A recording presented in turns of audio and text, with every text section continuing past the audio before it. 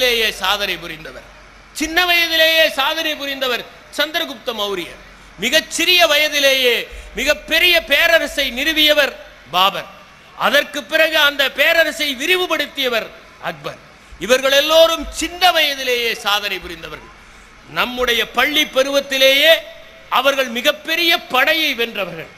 ஆகவே இந்த பருவத்தில் உங்கள் குழந்தைகளோடு பேசுகிற போது உன்னுடைய நோக்கம் என்ன என்பதை கேட்டு நல்ல நோக்கம் அவர்களுடைய ஆழ்மனத்திலே பதியும் அளவிற்கு அவர்களுக்கு ஆலோசனைகளை வழங்குங்கள்.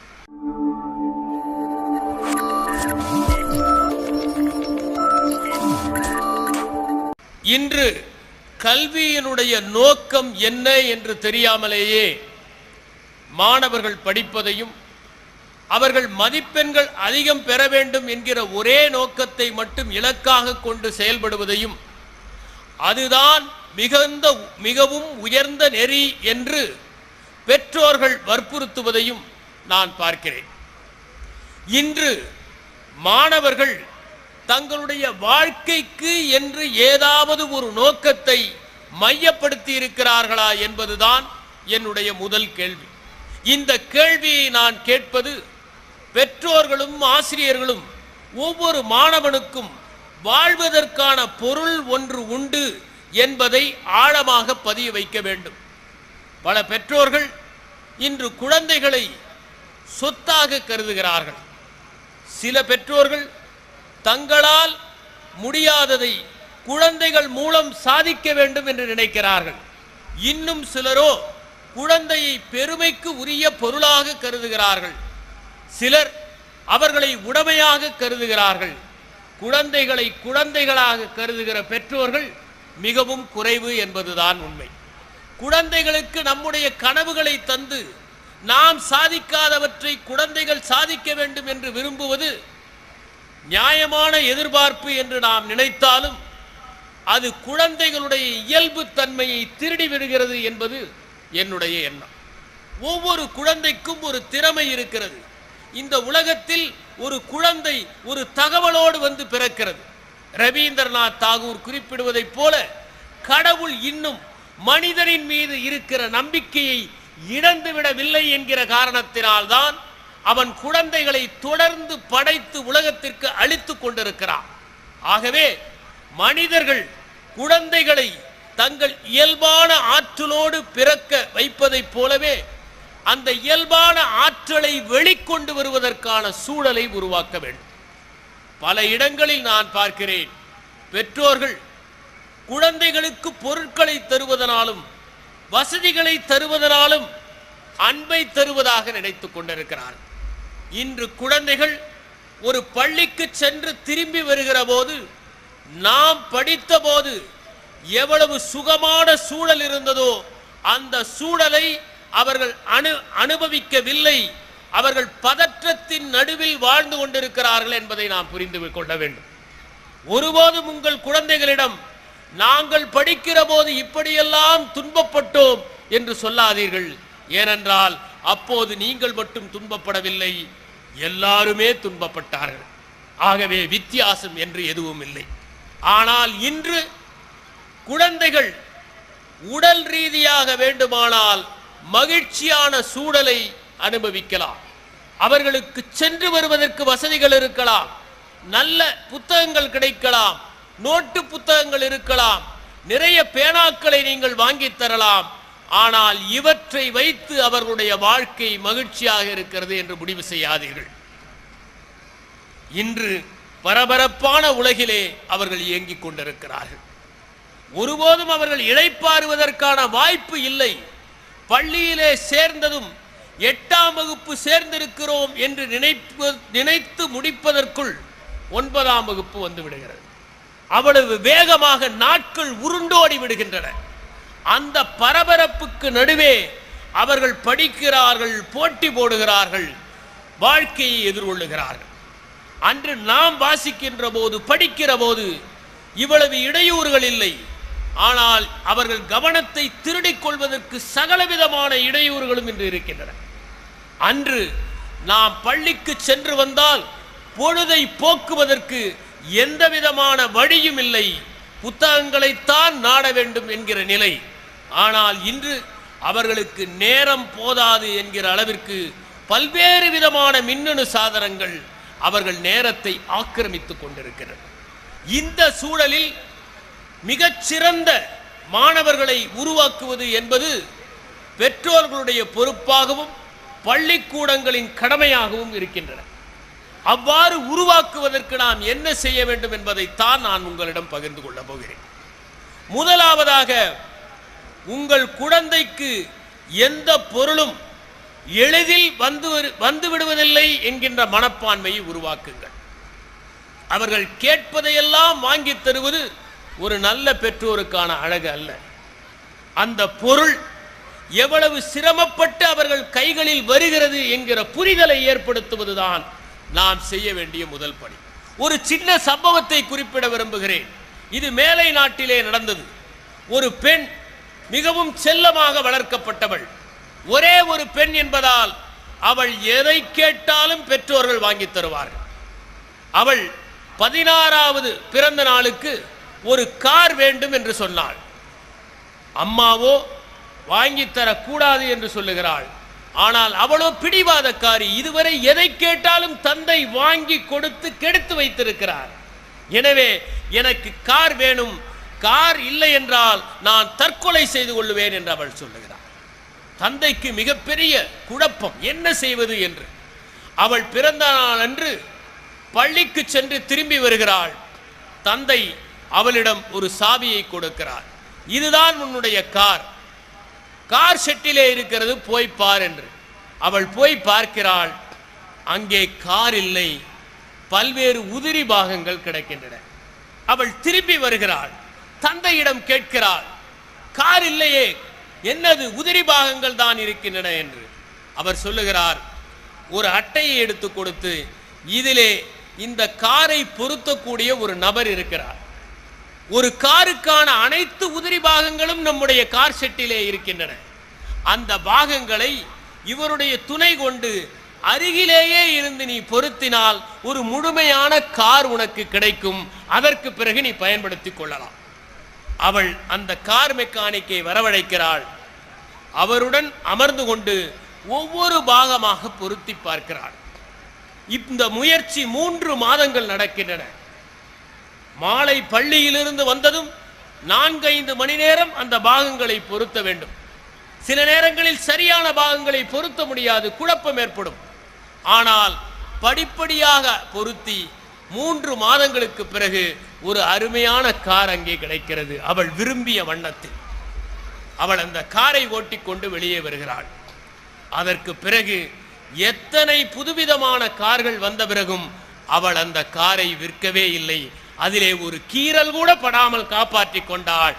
ஏனென்றால் அந்த கார் என்பது எப்படி உருவாக்கப்படுகிறது, எத்தனை விதமான பாகங்களை கொண்டு உருவாக்கப்படுகிறது என்பதை அவள் அறிந்து கொண்டாள். இப்படித்தான் ஒவ்வொரு பொருளின் அருமையும் தெரிந்து குழந்தைகளுக்கு அவற்றை கொடுத்தால் அவர்கள் அதை தொலைக்கவும் மாட்டார்கள். அதை போற்றி பேணி காப்பதன் அவசியத்தை உணர்வார்கள். இரண்டாவதாக பெற்றோர்கள் செய்ய வேண்டியது, உங்கள் குழந்தைகள் பள்ளியிலிருந்து வருகிற போது அவர்களுக்காக நேரத்தை ஒதுக்குவது. குழந்தைகள் பள்ளியிலிருந்து வருகிற போது சோர்ந்து வருகின்றன. அந்த நாள் முழுவதுமான சுமையை சுமந்து கொண்டு வருகின்றன. நாம் அவர்களிடம் அமர்ந்து இன்று உன் பள்ளியில் என்ன நடந்தது என்கிற கேள்வியை கேட்க வேண்டும்.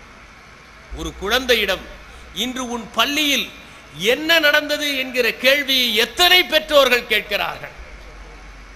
குழந்தையாக ஏதாவது சொன்னால் உண்டு, நாம் தான் பள்ளிக்கு அனுப்பி விடுகிறோம், இனி அவர்களை உருவாக்குவது ஆசிரியர்களுடைய பொறுப்பு, பள்ளிக்கூடத்தின் பொறுப்பு என்று பெற்றோர்கள் நினைத்துக் கொண்டிருக்கிறார்கள்.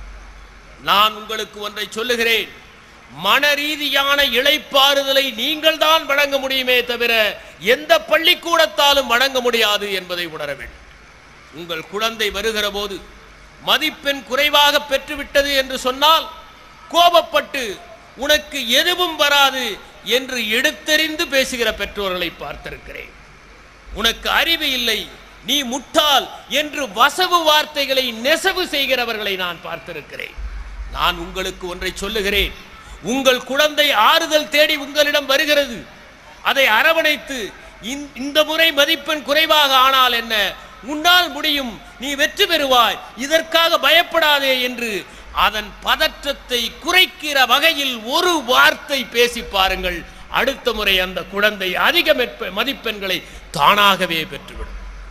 உங்கள் குழந்தைகளின் தோளில் ஆறுதலாக கையை நீங்கள் வைத்தால் அந்த தொடுதல் 1000 அரவணைப்புகளை ஒரே நேரத்தில் பகிர்ந்து கொள்ளுகின்ற விதமாக ஒரு சைகையாக மலரும் என்பதை உணர்ந்து கொள்ளுங்கள். நான் எப்போதுமே சொல்வதுண்டு, பள்ளி என்றால் தேர்வு வருகிற போது பெற்றோர்கள் குழந்தைகளோடு அதிக நேரத்தை செலவழிக்க வேண்டும். குழந்தைகளோடு அமர்ந்து அவர்கள் படிக்கிற போது ஆதரவாக பார்க்க வேண்டும். அவர்கள் சோர்கிற போது அவர்களுக்கு உதவியாக இருக்க வேண்டும். அவர்கள் தளர்கிற போது நம்பிக்கை சொற்களை தர வேண்டும். அது மட்டுமல்ல, அவர்கள் தேர்வுக்கு படிக்கிற போதெல்லாம் நாம் அவர்களுக்கு உற்சாகத்தை வழங்க வேண்டும். படித்துக் கொண்டிருக்கிற குழந்தைகள் தொடர்ந்து படித்துக் கொண்டிருந்தால் சிறிது நேரம் இளைப்பாறு, கொஞ்சம் ஓய்வெடு, நாம் இருவரும் நடைபயின்று வருவோம் என்று எந்த பெற்றோர் ஆதரவாக ஆறுதலாக நடைபயில்வதற்கு அழைத்து செல்லுகிறார்களோ அந்த குழந்தைகள் அதிகமான தன்னம்பிக்கையை பெறுகின்றன. ஒன்றை மட்டும் நீங்கள் நினைவில் வைத்துக் கொள்ளுங்கள், இந்த உலகத்தையே எதிர்க்கிற சக்தியை உங்கள் குழந்தை பெற்றுவிடும். ஆனால் உங்கள் இல்லம் மட்டும் அவர்களுக்கு ஆறுதலாக இருந்தால் அவர்கள் உள்ளம் அனைத்தும் உற்சாகத்தால் உந்தப்படும். ஆகவே பெற்றோர்களாகிய நாம் நம்முடைய குழந்தைகளோடு சேர்ந்து நேரத்தை செலவழிக்க வேண்டும். பள்ளி இறுதி தேர்வு வருகிறது. எனவே இன்னும் 2-3 மாதங்கள் தான் இருக்கின்றன என்றால் மதிப்பெண்கள் முக்கியம் என்று நான் சொல்லவில்லை. ஆனால் அதிக மதிப்பெண்கள் பெறுவது என்பது ஒரு குழந்தைக்கு தன்னம்பிக்கையை தருகிற ஒரு நிகழ்வாக தமிழகத்திலே மாறிவிட்ட காரணத்தால் நான் சொல்லுகிறேன். இனி இந்த 2-3 மாதங்கள் உங்கள் குழந்தைகள் பள்ளியிலிருந்து வருகிற போது அதன் தோளிலே இருக்கிற பையை இறக்குவதிலிருந்து அவர்கள் தூங்குகிற வரை எவ்வளவு நேரத்தை அவர்களோடு செலவழிக்க முடியுமோ அவ்வளவு நேரத்தை செலவழியுங்கள். இதுதான் உங்கள் குழந்தைக்கு நீங்கள் சேகரித்து தருகிற சொத்து. நீங்கள் எந்த சொத்தை சேகரித்து தந்தாலும் அவை அழிந்து போய்விடக்கூடியவை. ஆனால் இப்போது நீங்கள் அவர்களோடு செலவழிக்கிற நேரம் இருக்கிறதே, இதுதான் அவர்கள் முதுகெலும்பை நிமிர்த்தப் போகிறது. அவர்கள் கண்களை ஒளி மிகுந்தவையாக ஆக்கப் போகிறது. அவர்கள் நெஞ்சை தைரியமிக்க உள்ளமாக மாற்றப் போகிறது. எனவே எக்காரணம் குறித்தும் இந்த நேரத்தில் உங்கள் குழந்தைகளோடு செலவிடுகிற நேரத்தை அதிகப்படுத்துங்கள், குறைத்து விடாதீர்கள்.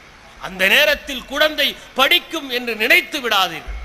அதை போலவே பெற்றோர்கள் என்று சொன்னால் சின்ன சின்ன தியாகங்களால் தான் நல்ல பெற்றோர்கள் உருவாக முடியும்.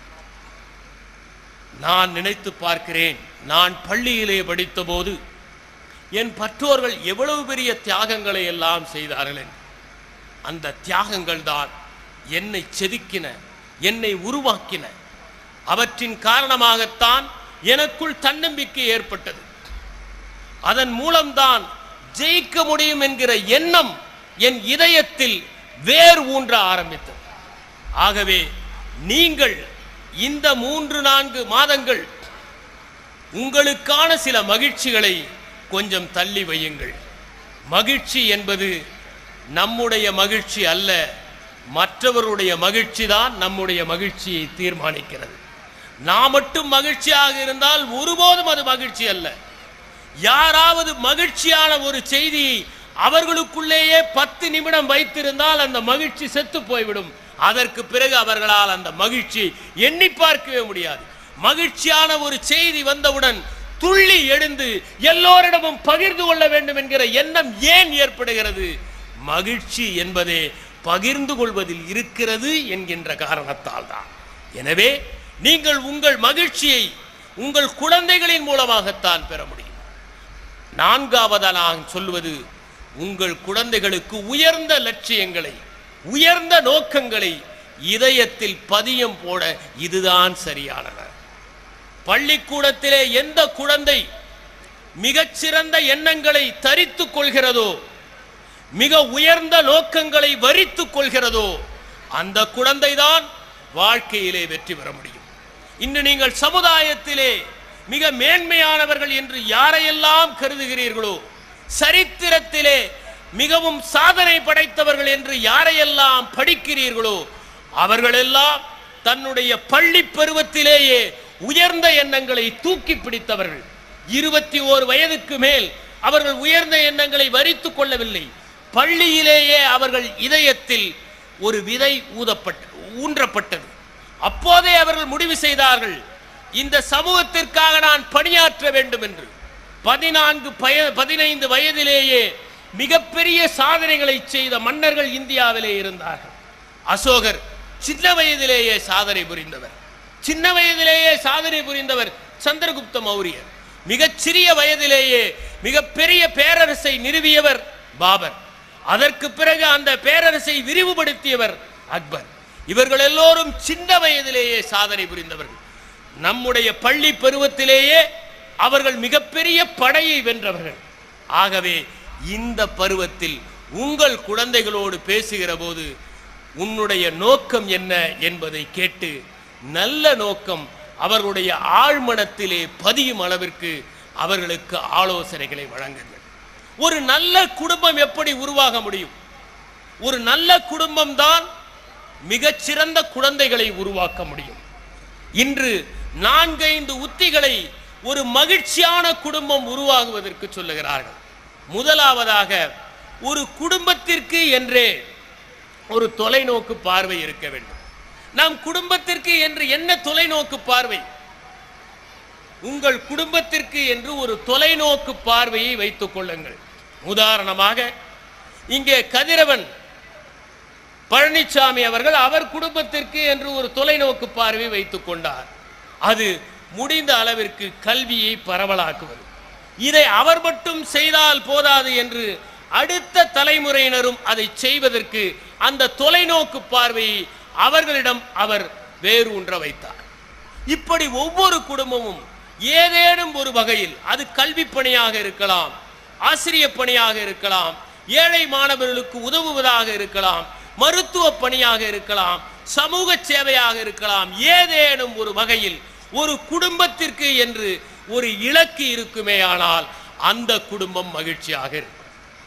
இரண்டாவதாக, இன்று பல குழந்தைகளை சந்தித்து உங்கள் அப்பா என்ன செய்கிறார்கள் என்றால் தெரியும், தாத்தாவின் பெயர் தெரியும், தாத்தா என்ன செய்தார் என்று தெரியாது, தாத்தாவின் அப்பாவின் பெயரே தெரியாது.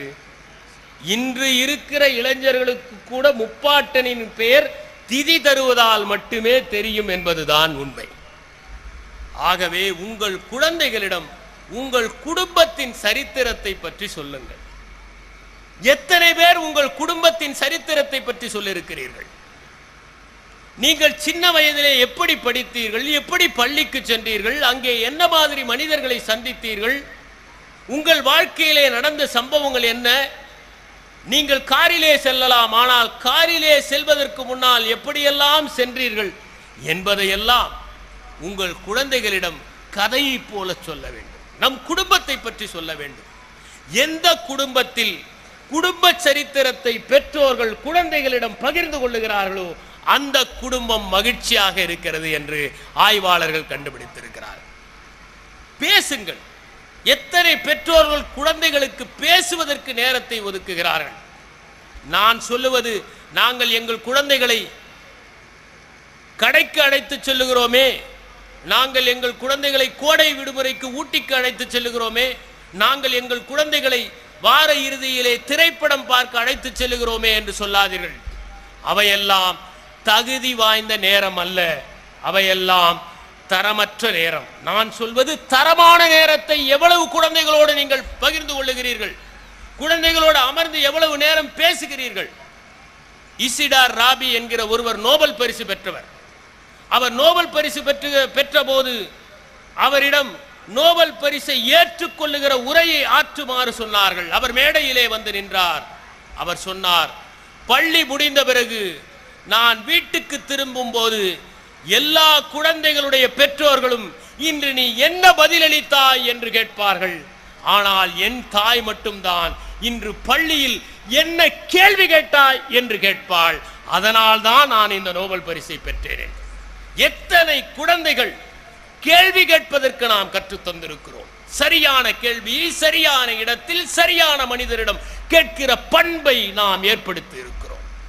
ஆகவே குழந்தைகளோடு அதிகமான நேரத்தை விளையாடுவதில், அவர்களிடம் கண்ணாமூச்சி ஆடுவதில், அவர்களோடு சேர்ந்து நாமும் பூமியிலே தத்தி தத்தி தாவி விளையாடுவதில், அவர்களோடு அமர்ந்து கொண்டு அவர்கள் பள்ளி அனுபவங்களை பேசுவதில் கடிக்கும் போது அந்த குழந்தைகள் மகிழ்ச்சி மிகுந்த குழந்தைகளாக மட்டுமல்ல, நம்பிக்கை உள்ள குழந்தைகளாகவும் உருவாகும். மூன்றாவது, ஒரு நாளைக்கு ஒருவேளையாவது உங்கள் குடும்பத்தில் இருக்கிற அனைவரும் ஒன்றாக உட்கார்ந்து சாப்பிடுங்கள். தயவு செய்து ஒருபோதும் தொலைக்காட்சியை பார்த்து கொண்டு சாப்பிடாதீர்கள். ஏனென்றால் ராஜநாராயணன் தொலைக்காட்சியிலே பணியாற்றுபவராக இருந்தாலும் இதை நான் சொல்லுகிறேன். தொலைக்காட்சி நிகழ்ச்சிகள் நன்றாக இல்லை என்றால் உணவும் நன்றாக இல்லாததை போல தோன்றும். பல நேரங்களில் சாப்பிட்டது குழம்பா ரசமா என்று தெரியாமல் சாப்பிட்டு முடிக்கிற பலரை நான் பார்த்திருக்கிறேன். காரணம், அவர்கள் தொலைக்காட்சி நிகழ்ச்சியை பார்த்து கொண்டே சாப்பிடுவதுதான் காரணம். எனவே எக்காரணம் கொண்டும் தொலைக்காட்சியின் முன் அமர்ந்து சாப்பிடாதீர்கள். தனியாக அமர்ந்து ஒரு நாளைக்கு ஒருவேளை உங்கள் குடும்பம் முழுவதும் சாப்பிடுங்கள். அப்படி சாப்பிடுகிற போதுதான் குடும்ப பிணைப்பு ஆழமாக இருக்கும். குடும்பத்தை சார்ந்த உறவினர்கள் ஓரளவிற்காவது மாதம் ஒரு முறை கூடுங்கள், பேசுங்கள். அந்த குடும்ப சந்திப்பு என்பதை நீங்கள் நிகழ்த்துகிற போதுதான் உங்கள் குழந்தைகளுக்கு உங்கள் சொந்தக்காரர்கள் யார் என்று தெரியும். இன்று பல குடும்பங்களில் குழந்தைகளுக்கு யார் சித்தப்பா யார் பெரியப்பா என்றே தெரிவதில்லை. யார் மாமா என்று தெரியாமல் மாமாவை சித்தப்பா என்றும் பெரியப்பாவை மாமா என்றும் அழைக்கிற குழந்தைகளை நான் அறிவேன். காரணம், அவர்கள் திருமணங்களுக்குத்தான் குடும்பத்தை அழைத்து செல்லுகிறார்கள். திருமண மண்டபங்களோடு அவர்கள் திரும்பி வந்து விடுகிறார்கள். உறவினர் வீட்டிற்கு சென்று வசதி சற்று குறைவாக இருந்தாலும், குளியலறை சற்று குறுகலாக இருந்தாலும் அதிலே அனுசரித்து கொண்டு வாடுகிற போதுதான் உறவுகள் மட்டும் மேம்படுவது இல்லை, உங்கள் குழந்தைகளும் மேம்படும். அப்போதுதான் குறைவான வசதிகளிலும் அனுசரித்து கொண்டு வாழுகிற வழக்கத்தை அவர்கள் ஏற்படுத்திக் கொள்வார்கள். இதையெல்லாம் சொல்லிக் கொடுக்காமல் உங்கள் குழந்தைகள் அதிக மதிப்பெண்கள் பெற்று என்ன பயன் என்பது தான் என்னுடைய கேள்வி. நல்ல குழந்தைகளாக, மதிப்பு மிக்கவர்களாக, அன்பு நிறைந்தவர்களாக, பாசம் கொண்டவர்களாக, நேர்மை உடையவர்களாக, உறவுகளை மதிப்பவர்களாக, ஏழைகளின் கண்ணீரை துடைப்பவர்களாக, எளியவர்களின் பாதங்கள் முள் குத்தும் போது அதை நீக்குவதற்கு முன்வருபவர்களாக நம் குழந்தைகள் வளர்க்கப்படுகிற போதுதான் நாம் வெற்றி பெற்ற பெற்றோர்கள். உங்கள் குழந்தை மாநிலத்திலே முதல் மதிப்பெண் பெற்றால் மட்டும் வெற்றி அல்ல, உங்கள் குழந்தை மனிதாபிமானத்தில் முதல் மதிப்பெண் பெற்றால் தான் வெற்றி பெற்ற குழந்தை என்பதைத்தான் நான் உங்களுக்கு சொல்ல விரும்புகிறேன். எனவே பெற்றோர்கள் உங்கள் குழந்தைகளை உருவாக்குவதற்கு அதிக நேரத்தை உருவாக்குங்கள். அவர்களுக்கு நீங்கள் சொத்து சேர்க்க வைக்க வேண்டிய அவசியமில்லை. யாரெல்லாம் சொத்து சேர்த்து வைக்கிறார்களோ அவர்கள் சோம்பேறிகளை உருவாக்குகிறார்கள் என்பதுதான் என்னுடைய அபிப்பிராயம். ஒரு சின்ன சம்பவத்தை சொல்லுகிறேன். அண்மையிலே நான் குஜராத் மாநிலத்திற்கு சென்றிருந்தேன். அங்கே சோம்நாத் செல்லுகிற வழியில் கீத மந்திர் என்கிற இடத்திற்கு சென்றிருந்தேன். அங்குதான் கிருஷ்ணர் அம்பு எய்யப்பட்டு கடைசியாக பலராமனால் கொண்டு வரப்பட்டார் என்பது ஐதீகம். அந்த இடத்திலே பளிங்கினால் 2 பாதங்கள் செய்யப்பட்டிருக்கின்றன. அந்த இடத்தில் தான் கிருஷ்ணர் இறுதியாக உயிரை நீத்தார் என்பதுதான் அந்த இடத்தின் மகிமை. அந்த இடத்திற்கு சென்ற போது கிருஷ்ணருடைய பாதங்களை காட்டினார்கள். அருகிலேயே ஒரு சின்ன ஆழ் பாதை ஒன்று இருக்கிறது. அந்த பாதாள பாதையிலே சென்றால் அங்கேதான் பலராமன் பாம்பு வடிவத்தில் மறைந்து போனார் என்பதும் சொல்லப்படுகிறது. அந்த இடத்திற்கு சென்ற பிறகு அதன் புராண மகிமையை உணர்ந்து அதிலேயே நாங்கள் அமிழ்ந்திருக்கிற போது அருகிலே ஓடிக்கொண்டிருக்கிற நதியை காண சென்றோம். அங்கே வெண்மை நிறம் கொண்ட கடற்பறவைகள், சீகல்ஸ் என சொல்லப்படுகிற கடற்பறவைகள் பறந்து கொண்டிருந்தன. மிகவும் அழகாக நேர்த்தியாக அந்த பறவைகள் பறப்பதையும் அந்த பறவைகளோடு சண்டை போடு வந்த காகங்களை அவை துரத்தி அடிப்பதையும் நாங்கள் பார்த்தோம். மிக நேர்த்தியாக அந்த கடற்பறவைகள் பறந்து கொண்டிருந்தன. அப்போது அங்கே வந்த பெருமக்கள் சிலர் உணவு பண்டங்களை கொண்டு வந்து அந்த கடற்காகங்களுக்கு போட்டார்கள். கடற்காகங்கள் எப்போதும் மீனைத்தான் உண்ணும். நிறைய மீன்கள் அந்த நதி முழுவதும் நிறைந்திருக்கின்றன. அவை அதிக ஆழமில்லாமல் மேலிருந்து பார்த்தாலே தெரிகிற அளவிற்கு தண்ணீரும் பளிங்கு போல் இருக்கிறது. ஆனால் இந்த பெருமக்கள் போட்ட உணவு பண்டத்தை போட்டி போட்டு கொண்டு வந்து அவை கவிச் என்பதை பார்த்தோம். அவை எளிதில் அந்த மீன்களை பிடிக்கலாம். ஆனால் அந்த மீன்களை பிடிப்பதற்கு கூட சிரமப்பட்டு கொண்டு தூக்கி எறிவது எளிதில் வருகிறது என்கிற காரணத்தால் அதை சாப்பிடுவதற்கு அந்த பறவைகள் முயன்ற போது என் சகோதரர் சொன்னார், பறவைகள் கூட சோம்பேறிகளாக இருக்கத்தான் விரும்புகின்றன என்று. எனவே சொத்து சேர்த்து வைத்தால் சோம்பேறிகள் தான் உருவாவார்கள்.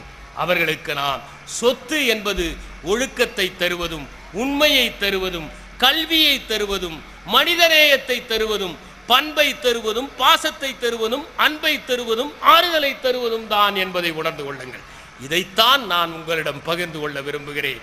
மற்றபடி உங்கள் குழந்தைகள் எதை படித்தாலும் அவர்களுக்கான எதிர்காலம் இருக்கிறது. இன்று உலகம் முழுவதும் வாய்ப்புகள் விரிந்து கிடக்கின்றன.